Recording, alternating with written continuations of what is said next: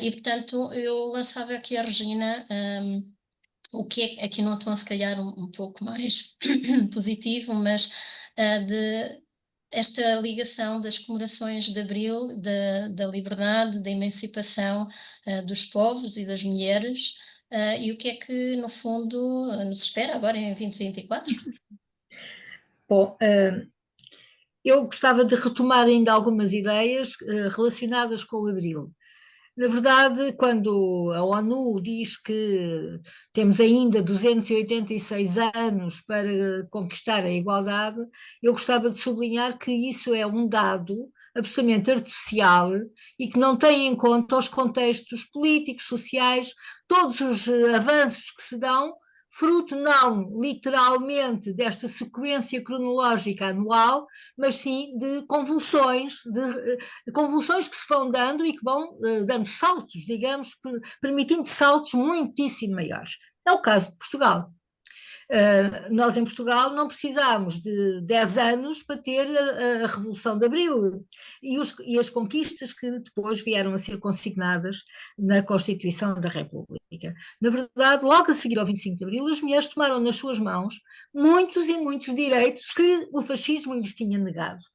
Imediatamente no dia 25 de Abril vieram para as ruas, não pediram licença a ninguém, e vieram para as ruas, coisa que o fascismo muitas vezes até as proibia, não é? De saltar, de andar, e portanto, e também logo a seguir começaram a trabalhar em muitos setores de atividade que não eram que lhes eram impedidos portanto, digamos que não foi preciso uma lei, não foi preciso uma ordem para que as mulheres de facto mostrassem a avidez de participar, a avidez de resolver as suas questões, de encontrar saídas para muitos dos seus problemas. E de facto fizeram-no. E fizeram-no, e portanto não foi preciso, de facto, essa sequência literal é também para nos pôr aqui a pensar, ai, tantos anos, isto não vale a pena. Não, nós não dizemos isso, nós dizemos é que vale a pena fazer alterações profundas na sociedade, vale a pena fazer alterações e provocar alterações que obriguem a que os governos possam, na verdade, cumprir.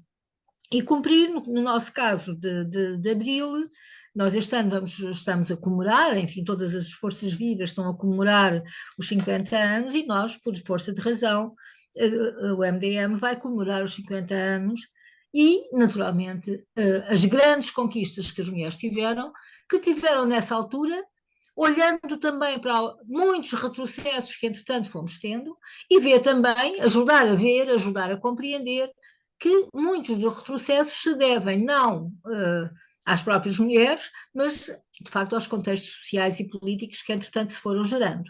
Quem esteve no... É preciso notar também às mulheres e a todos nós e a todas as pessoas que na verdade Portugal tem tido muitos retrocessos por força das forças políticas, mas Portugal e na Europa. Nós também, na Europa, temos dados absolutamente catastróficos relativamente àquilo que foi também, em certos momentos da União Europeia, em que, de facto, se notaram alguns avanços. Mas hoje não podemos dizer que os governos, as políticas nacionais não sabem. Sabem perfeitamente que houve retrocessos. Ainda agora eu estava a ler uma resolução do Parlamento Europeu aprovada em 18 de janeiro deste ano já, e eles têm constatações absolutamente claras do aumento do nível de vida das pessoas, dos reflexos da inflação sobre as condições de vida.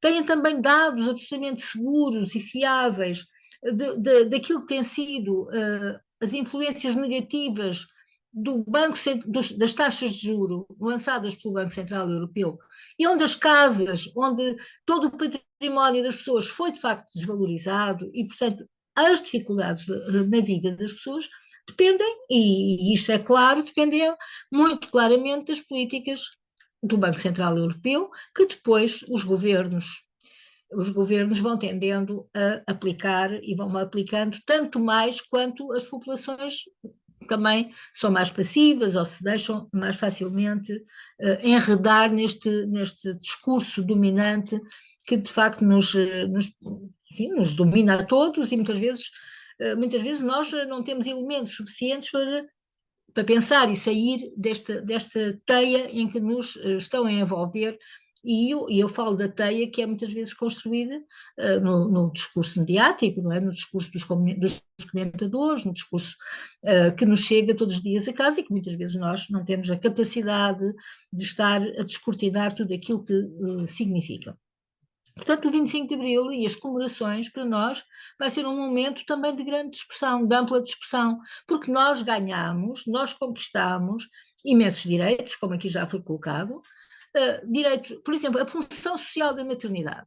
É uma questão, antes do 25 de Abril, as mulheres, mães, não tinham direitos, não tinham licença de maternidade, tinham os partos em casa, mortes maternas era assim uma coisa absolutamente catastrófica, a taxa de mortalidade infantil por causa dos partos não acompanhados medicamente era uma taxa elevadíssima, a taxa de mortalidade em Portugal, a mortalidade infantil e materna.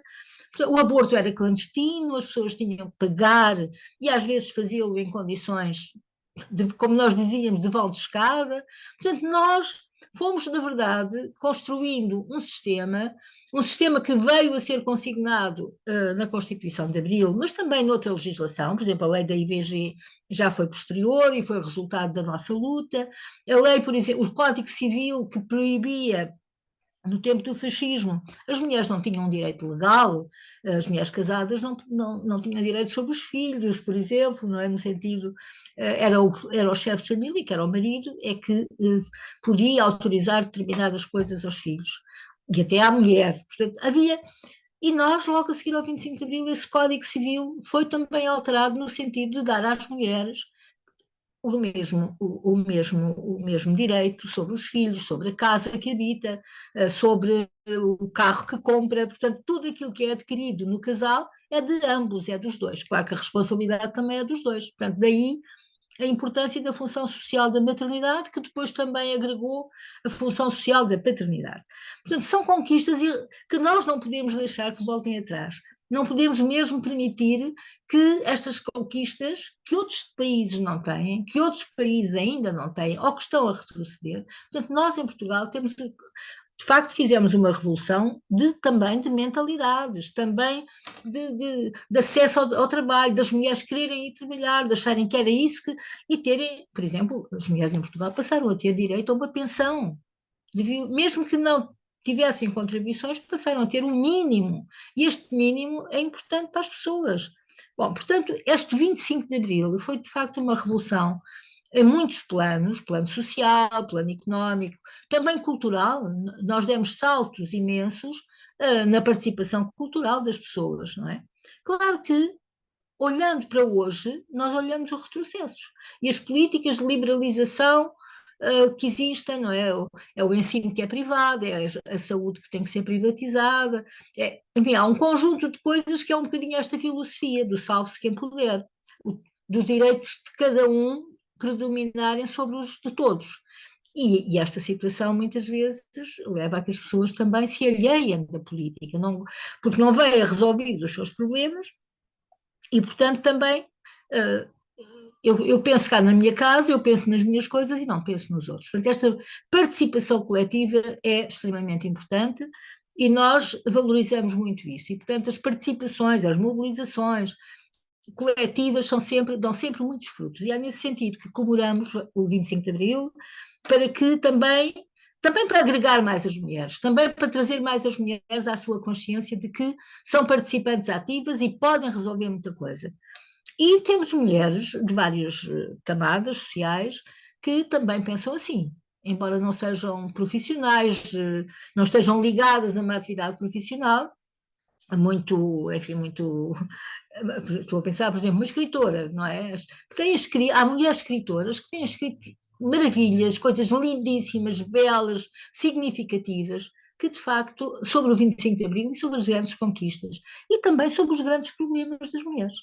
Muitas delas têm trazido para a opinião pública, e a literatura é também isso, não é? De trazer para a opinião pública grandes, grandes questões e conflitos e problemas que há. Portanto, digamos que este 25 de Abril para nós tem que ser um bocadinho isto tudo, as mulheres trabalhadoras, as mulheres intelectuais, as mulheres, as mais jovens, as mais velhas, E também, tendo em conta que é uma questão também internacional, o 25 de Abril não teve um impacto em Portugal extraordinário quando acabou com a guerra colonial. Teve um impacto extraordinário nos países que eram dominados pelo sistema fascista e que, fruto da luta também desses povos, que tiveram também, isto foi uma relação bastante bionívoca, não é? Também tiveram influência em nós, não é? O nosso 25 de Abril também sofreu e ganhou com a participação e a luta desses povos, mas é verdade que esses povos passaram a poder ser independentes. E isto é uma coisa, é uma conquista para nós, não é? De sermos humanizados, de sermos cooperantes, de sermos um povo que dá as mãos e que reconhece que todos os povos têm direitos. Têm direito à autodeterminação, têm direito à independência, têm direito a pensar nos seus destinos.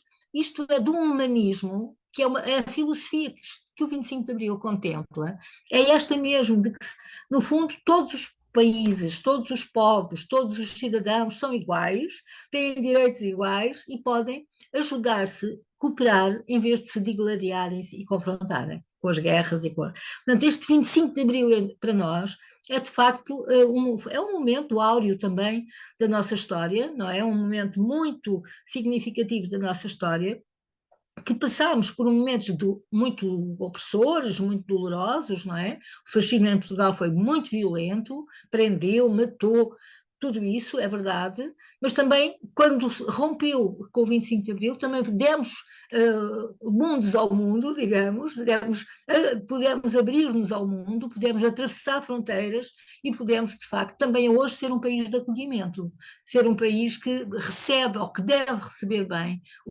os imigrantes, os refugiados.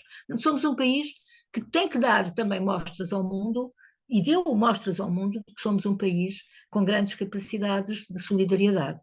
E daí que o 25 de Abril nós vamos ter várias iniciativas, agora ainda é longe desse tempo, mas enfim, temos várias iniciativas exatamente para celebrar também todas estas conquistas, celebrar também os nossos direitos e tudo aquilo que fizemos para reconhecer Portugal um país do mundo, um país livre, um país e também um país em que a Constituição da República ainda consagra que caminha para o socialismo. A Constituição da República Portuguesa, no seu preâmbulo, continua a dizer que Portugal é um país democrático, é um Estado de direito democrático, o que quer dizer que tem os direitos sociais e económicos inseridos nas questões políticas e cívicas, mas é também um Estado democrático porque não é independente esta questão da liberdade, da democracia social, económica, política e cultural, e, portanto, é um Estado que caminha, claramente é isto que está escrito no preâmbulo, que caminha para um Estado socialista, e o socialismo virá um dia, com certeza, se nós todos acreditarmos que é possível fazer um mundo mais justo, um mundo mais pacífico, um mundo onde nós tenhamos os direitos e a capacidade de evoluir também dentro desse quadro de respeito uns pelos outros e de respeito pela cidadania, de uma vida democrática que nós próprios escolhemos. Nós é que escolhemos essa via democrática e cada país tem o direito a escolher a sua via. E, portanto, é nesse caminho que os 50 anos de Abril farão, digamos, a nossa história e queremos que também vamos contribuir com certeza também para que o nosso povo possa também, e particularmente nós dirigimos às mulheres, mas também aos nossos filhos e aos nossos avós e aos nossos colegas, não é? No sentido de podermos mudar e ir no sentido da Constituição de Abril. Se essa Constituição tivesse sido cumprida, hoje estaríamos com certeza muito melhores. E, portanto, vamos retomar Abril e vamos retomar, e isto nos gestos mais imediatos, nas manifestações e nas eleições. Obrigada.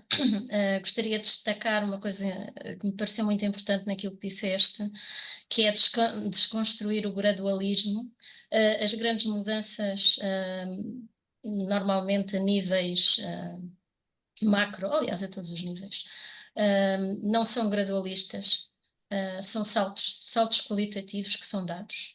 e esses saltos qualitativos podem ir para trás, e nós temos visto isto, infelizmente, recentemente, em que certos países saltam praticamente para um estado que parece medieval, na forma como as coisas estão a suceder-se e a maneira como se organizam e a precariedade e etc.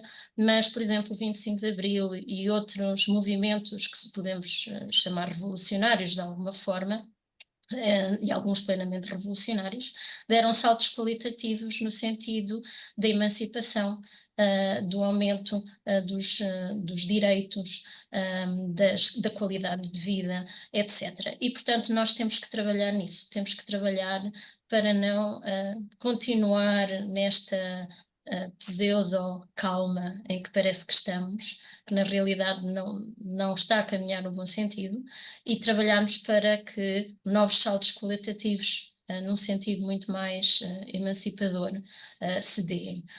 Portanto, estamos a chegar ao final. Gostaria de saber se alguém quer dizer algumas palavras antes de encerrarmos estes nossos diálogos, já vão longos, mas dou a palavra a quem quiser comentar alguma coisa, ou acrescentar, ou sublinhar.